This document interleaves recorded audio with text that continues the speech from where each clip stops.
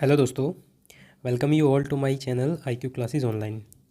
दोस्तों, आज वीक 5 का डे 2 है और आज हम वोकेबलरी डेली डोज 23 डिस्कस करेंगे। दोस्तों, 22 तक डेली डोज हम पिछली क्लासेस में डिस्कस कर चुके हैं। इन डेली डोज में मैं आपको 10 idiom phrases, 10 one word substitution और 10 सिनोनिम्स आपको कराता हूँ।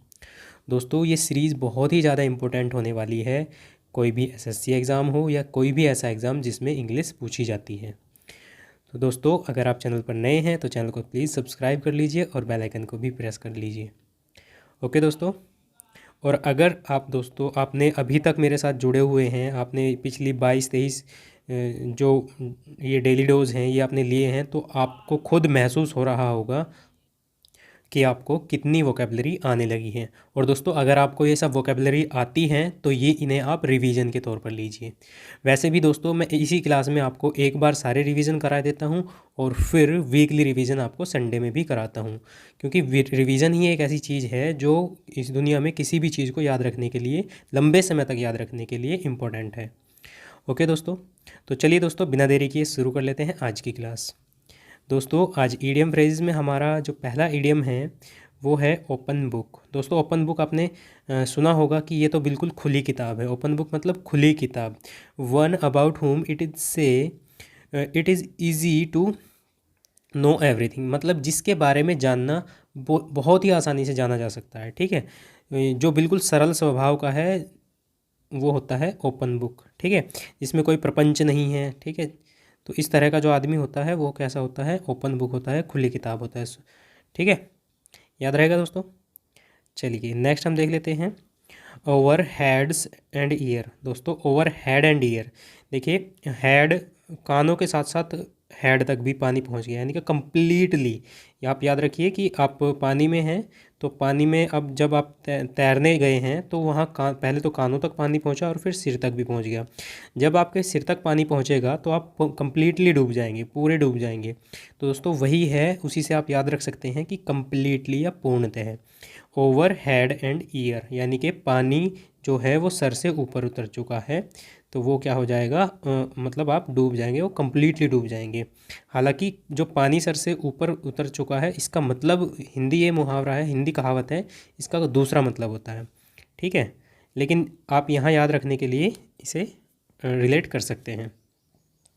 ओके दोस्तों, चलिए नेक्स्ट हम देख लेते हैं ऑन टेंटर हुक्स। दोस्तों, ऑन टेंटर हुक्स की बात कर लेते हैं। ये होता है इन सस्पेंस एंड एंजाइटी। दोस्तों, सस्पेंस में होना या एंजाइटी में होना। ठीक है, एंजाइटी मतलब होता है व्याकुलता। ठीक है, मतलब वो असमंजस में है, वो फैसला नहीं कर पा रहा है। ठीक है, ऐसी स्थिति है कि वो असमंजस में है, दुविधा में है, तो उसे बोलेंगे ऑन टेंटर हुक्स। ओके दोस्तों, सस्पेंस और एंजाइटी में होना, असमंजस में होना। चलिए नेक्स्ट देख लेते हैं। नेक्स्ट है पार्ट एंड पार्शल। दोस्तों, पार्ट एंड पार्शल होता है इम्पोर्टेंट पार्ट। ठीक है, आवश्यक अंश। किसी भी चीज़ का आवश्यक जो महत्वपूर्ण पार्ट होता है उसे बोलते हैं पार्ट एंड पार्शल। जैसे हमारी बॉडी का कोई भी पार्ट हो, जैसे हमारी हाथ पैर, तो ये क्या है? आवश्यक अंश हैं, तो वो हमारी बॉडी के लिए क्या है? पार्ट एंड पार्शल हैं। ठीक है दोस्तों। ओके, चलिए नेक्स्ट हम देख लेते हैं pros and cons. Pros and cons very common है, आपने कई बार सुना होगा। एडवांटेज और डिसएडवांटेज। ठीक है, प्रोज मतलब होता है प्रॉफिट, कॉन्स मतलब होता है लॉस, यानी कि एडवांटेज प्रॉफिट, फ़ायदा और नुकसान। ठीक है दोस्तों, तो ये कॉमन सही है, याद रहेगा आपको। अब हम देख लेते हैं next, put a spoke in one's wheel. दोस्तों, put a spoke in one's wheel, किसी, देखिए इसका मतलब क्या हुआ, कोई व्हील है और उसके व्हील में आपने क्या कर दिया, इस स्पोक लगा दी उसके व्हील में। ठीक है, यानी कि उसका व्हील चल रहा है और उसके चलते हुए व्हील में क्या लगा दिया आपने? एक स्पोक लगा दिया, जिसके कारण वो व्हील क्या हो गया? रुक गया है। यानी कि चलते हुए, किसी के चलते हुए काम में एक बाधा बन जाना। ठीक है, टू हिंडर, किसी के काम में बाधा बन जाना, बाधा डालना, उसे बोलते हैं put a spoke in one's wheel. Okay दोस्तों, चलिए अब देखते हैं नेक्स्ट है हमारा रन आउट ऑफ स्ट्रीम। दोस्तों, रन आउट ऑफ स्ट्रीम क्या होता है? टू लॉस इम्पीचस और इंथुसियाज्म। इंथुसियाज्म क्या होता है? उत्साह होता है, यानी कि उत्साह खत्म हो जाना। ठीक है, इसका मतलब है जैसे आप किसी काम को करने के लिए उत्साह था, ठीक है, आपने कोई मोटिवेशनल वीडियो देखी, ठीक है, मोटिवेशनल वीडियो देख के आपको क्या हुआ, मोटिवेशन आ गया और आपने क्या सोचा कि अब मुझे पढ़ना है और ये फला एग्ज़ाम मुझे क्लियर करने के लिए, अब तैयारी करने के लिए पढ़ना है। आपने मोटिवेशनल वीडियो देखी, आप मोटिवेट रहे, ठीक है, तो आपने 1-2 दिन उसको क्या करा, टाइम टेबल बनाया और उसको फॉलो भी कर लिया, ठीक है। फिर 2-3 दिन बाद क्या होता है, आप उस आपका जो उत्साह था, वो जो आपने मोटिवेशनल वीडियो देख के आप में उत्साह आया था, वो ख़त्म हो गया, ठीक है। तो उस सिचुएशन को कहते हैं रन आउट ऑफ स्ट्रीम, ठीक है। फिर आपने क्या कॉपी किताब रख दी अलग, अब देखेंगे जो भी होता होगा देखा जाएगा, ठीक है। तो दोस्तों ये नहीं होना चाहिए, ये सिचुएशन बहुत ही ज़्यादा खतरनाक होती है। आपको नॉर्मल नॉर्मल रहना है, ठीक है, ना तो एकदम से उत्साह के मारे उछल पड़ना है और ना ही क्या करना है, सारा का सारा जो इंथुजियाज्म है वो ख़त्म कर लेना है आपको। ओके, एकदम नॉर्मल मॉडरेट तरीके से पढ़ना है। जितना आप पढ़ रहे हैं उसे उसका टाइम लिमिट धीरे धीरे बढ़ाना है। ऐसा नहीं है कि आप पढ़ते नहीं हैं बिल्कुल भी और आज से आप 8 घंटा पढ़ना शुरू कर देंगे, वो बिल्कुल नहीं होगा, ठीक है। अगर आप 1 घंटा पढ़ रहे हैं तो अगले दिन आप 2 घंटा पढ़िए, फिर 3 घंटा पढ़िए, इस तरह से आप पढ़ सकते हैं। या ऐसा नहीं है कि आप 1 घंटा पढ़ रहे हैं तो अगले ही दिन आप 10 घंटे पढ़ना शुरू कर देंगे। ओके दोस्तों, चलिए अब नेक्स्ट देख लेते हैं। नेक्स्ट है सिट ऑन द फेंस। दोस्तों सिट ऑन द फेंस क्या होता है, देखिए ये फेंस मतलब क्या होता है, 4 दीवारी होती है। तो ये फेंस की दीवार पर इधर एक पड़ोसी इधर है, एक पड़ोसी इधर है और ये बीच में इनके दीवार है। तो इस दीवार पर अब आप जाके इस दीवार पर बैठ गए हैं, तो इस दीवार पर बैठ गए हैं, इन दोनों की लड़ाई यहाँ आप देख रहे हैं, इन दोनों के बीच झगड़ा हो रहा है और झगड़े को आप देख रहे हैं, ठीक है। तो आप ना तो इसके पक्ष में बोल रहे हैं ना इसके पक्ष में बोल रहे हैं, आप क्या हैं, बिल्कुल चुप हैं, ठीक है, बस विवाद को देख रहे हैं, चुप हैं बिल्कुल, ठीक है। तो वही है क्या, सिट ऑन द फेंस। जैसे अभी की अगर हम बात करें तो रशिया और यूक्रेन के जो युद्ध की बात है, तो उसमें यूएसए ने क्या रोल निभाया है, यही रोल निभाया है, ठीक है। तो वो बिल्कुल चुप है, ना कि इधर की सुन रहा है ना उधर की सुन रहा है। तो किसी के विवाद में किसी का भी पक्ष ले नहीं रहा है, हालांकि लेना चाहता है लेकिन लेने नहीं दिया जा रहा है उसमें उसको। ओके दोस्तों, तो ये है no to take sides in a dispute, किसी भी विवाद में किसी की साइड ना लेना, विवाद में किसी का पक्ष ना लेना। ओके, ये रहेगा। नेक्स्ट हम बात कर लेते हैं स्पाइक एंड स्पैन। दोस्तों स्पाइक एंड स्पैन की बात कर लेते हैं तो वो होता है neat and clean. Neat and clean क्या होता है, उसे एक वर्ड में टाइडी भी बोल सकते हैं। टाइडी क्या होता है, साफ़ सुथरा, ठीक है। स्पाइक एंड स्पैन मतलब साफ़ सुथरा रहेगा। इसके बाद हम देख लेते हैं स्ट्रेन एवरी नर्व। दोस्तों स्ट्रेन एवरी नर्व की बात करते हैं तो ये होता है मेक ऑल एफर्ट्स। देखिए सभी नर्व, स्ट्रेन एवरी नर्व, सभी नर्व को जागृत कर दिया, यानी कि जो भी एक कोई काम आप कर रहे हैं उसके लिए आपने मेक ऑल एफर्ट, सारे के सारे एफर्ट लगा के देख लिए, ठीक है, सारी ट्रिक लगा के देख ली, ट्राई ऑल ट्रिक, सारी ट्रिक आपने ट्राई कर ली हैं, ठीक है। तो किसी काम को करने के लिए इसका मतलब क्या हुआ, आपने खून पसीना एक कर दिया है, ठीक है। तो खून पसीना जब आपने एक कर दिया है तो वो उसे बोलते हैं try strain every nerve. Okay दोस्तों, तो ये हुए हैं हमारे इडियम फ्रेज, फटाफट से करेंगे इनका रिवीजन।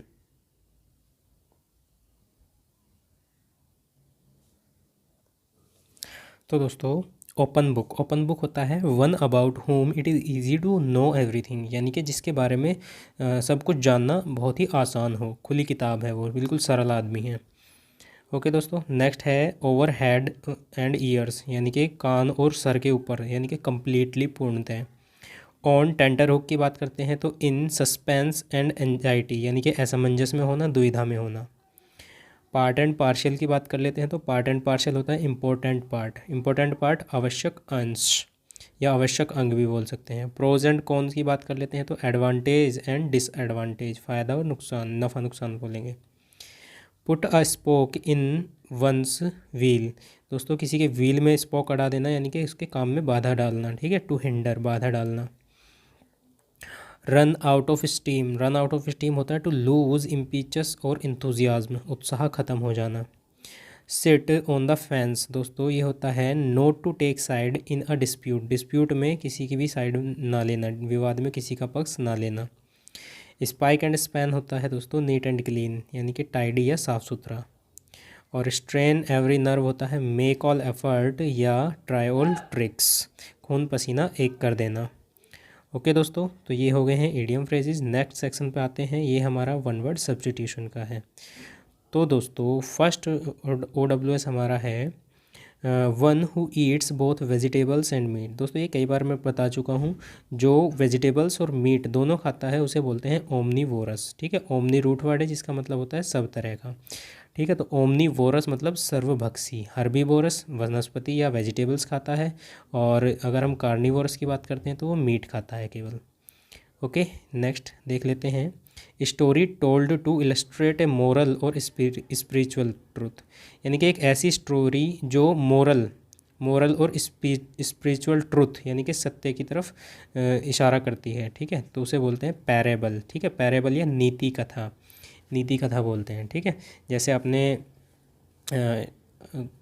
एक स्कूलिंग में एक किताब होती थी नैतिक शिक्षा के नाम से, तो इसमें सारी की सारी स्टोरी नीति कथा ही होती थी। नेक्स्ट हम देख लेते हैं property inherited from once father. दोस्तों जो प्रॉपर्टी हमें फादर से मिलती है उसे क्या बोलते हैं? उसे बोलते हैं पैट्रीमोनी, यानी कि विरासत। ठीक है, जो संपत्ति हमें अपने पिता द्वारा दी जाती है उसे क्या बोलते हैं? पैट्रीमोनी या विरासत बोलते हैं। नेक्स्ट है person who insist on adherence to formal rules और लिटरेरी मीनिंग। दोस्तों एक ऐसा आदमी जो फॉर्मल रूल्स हैं और लिटरेरी जो हैं इनके लिए अडिग है। एडहेरेंस मतलब दृढ़ है, तो उसे क्या बोलेंगे? उसे बोलते हैं पेडेंट या रूढ़िवादी। ठीक है, रूढ़िवादी, ट्रेडिशनलिस्ट, ये इसको बोलेंगे। ठीक है, यानी कि पुरानी विचारधारा या रूढ़िवादी का आदमी। नेक्स्ट हम देख लेते हैं one who walks on foot, जो पैदल चलने वाला होता है उसे क्या बोलते हैं? पेडेस्ट्रियन बोलते हैं। पेडेस्ट्रियन मतलब पैदल यात्री। ए पर्सन हु लव्स मैनकाइंड, कई बार आ चुका है। फिल एंथ्रोपिस्ट, फिल मतलब एक रूट वर्ड है और एंथ्रोप मतलब भी एक रूट वर्ड है। फिल का मतलब होता है लव, एंथ्रोप का मतलब होता है ह्यूमन। ठीक है, तो ये है मानव प्रेमी। नेक्स्ट हम देख लेते हैं one whose hobby is stamp collection, जो स्टाम्प को कलेक्ट करने की हॉबी रखता है। ठीक है, स्टाम्प जो होते हैं उनको कलेक्ट करने की जो हॉबी रखता है उसे बोलते हैं फिलेटेलिस्ट। फिलेटेलिस्ट क्या होता है दोस्तों? ठीक है, ये टिकट संग्रही होता है। अभी मैंने आपको बताया था फिल एक रूट वर्ड होता है। फिल तो यहाँ भी आया हुआ है, लेकिन यहाँ तो इसका मतलब कोई नहीं है, लव से मतलब नहीं है। तो दोस्तों इसका मतलब ये हुआ जो हॉबी रखता है। देखिए दोस्तों यहाँ भी कुछ कुछ मतलब निकलता है। जो स्टाम्प कलेक्शन की हॉबी रखता है मतलब वो स्टाम्प से लव करता है, स्टाम्प को अपने पास रखना चाहता है, तो उसे बोलेंगे फिलेटेलिस्ट। ठीक है, टिकट संग्रही, याद रहेगा। चलिए नेक्स्ट देख लेते हैं स्टीलिंग ऑफ आइडियाज़ और राइटिंग्स होगा ये राइटिंग्स ऑफ समवन एल्स, यानी कि किसी दूसरे के आइडिया चुरा लेना, या राइटिंग मतलब साहित्य कार्य को चुरा लेना, तो उसे बोलते हैं प्लेगियरिज्म। प्लेगियरिज्म क्या होता है? साहित्यिक चोरी, यानी कि किसी के रिटर्न जो कोई जैसे कोई बुक लिख रहा है उसकी बुक के आइडिया चुरा लेना, या उसकी जो वो उसने काम किया है उसे चुरा लेना। ठीक है, नेक्स्ट हम बात करते हैं one who nose many languages, एक ऐसा आदमी जो बहुत सारी लैंग्वेज जानता है उसे बोलते हैं पॉलीग्लोट। पॉली एक रूट वर्ड है जिसका मतलब बहुत सारे से होता है। पॉलीग्लोट बहुभाषी, जो बहुत सारी भाषाएं जानता है। नेक्स्ट हम देख लेते हैं the scientific study of election. दोस्तों इलेक्शन की जो साइंटिफिक स्टडी होती है, विश्लेषण होता है, उसे क्या बोलते हैं?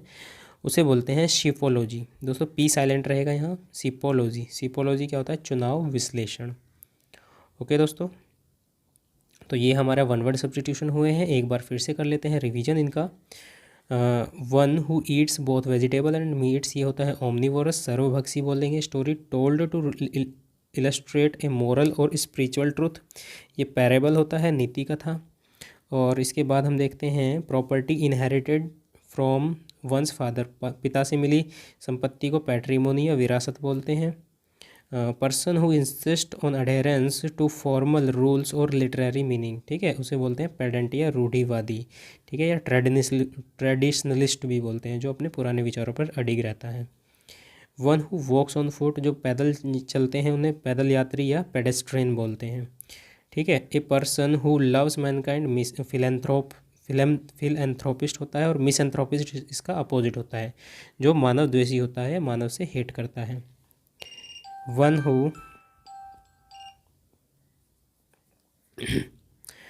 One whose hobby is stamp collection, दोस्तों जिसकी हॉबी स्टाम्प कलेक्शन होती है उसे फिलेटलिस्ट बोलते हैं। इसके बाद हम देखते हैं स्टीलिंग ऑफ आइडियाज़ और राइटिंग ऑफ समवन एल्स, दोस्तों जो किसी और के आइडिया या साहित्यिक कार्य की चोरी करता है उसे उससे क्या बोलते हैं, उसे बोलते हैं प्लेगियरिज्म। प्लेगियरिज्म मतलब साहित्यिक चोरी होती है।